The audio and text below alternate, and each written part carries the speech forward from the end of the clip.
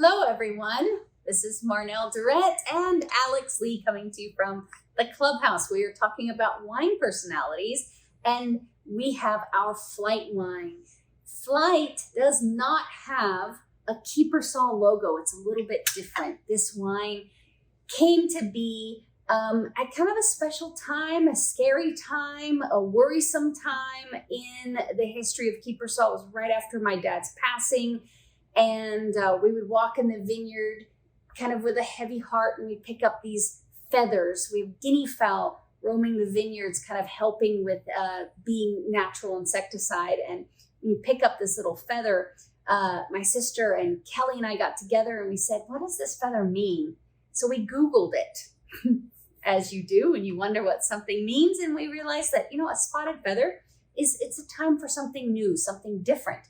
So it was at the same time we started canning the Flight wine. We came up with this canned rosé, and now we decided to put this wine. It's so delicious. We decided to put it in the bottle, but we wanted to keep this kind of interim label, this label that transitioned us from the old into the new, and that's what the meaning of the feather was, going from old to new. So a new series of wine, a new label of wine, and a new way of packaging wine.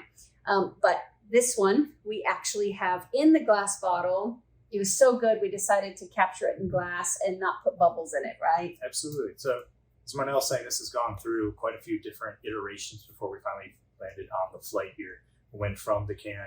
You all may have remembered a sweet rosé, or even farther back, we used to do a White Zinfandel. That's right. And we no longer do the Zinfandel here, but we still wanted to have a wine that would be in that similar style. And that's where the still Flight's wine came from, or has landed for us. So definitely think in that spectrum. On the sweeter side of things, but very juicy red fruit, maybe even a little bit of like watermelon flavor in there.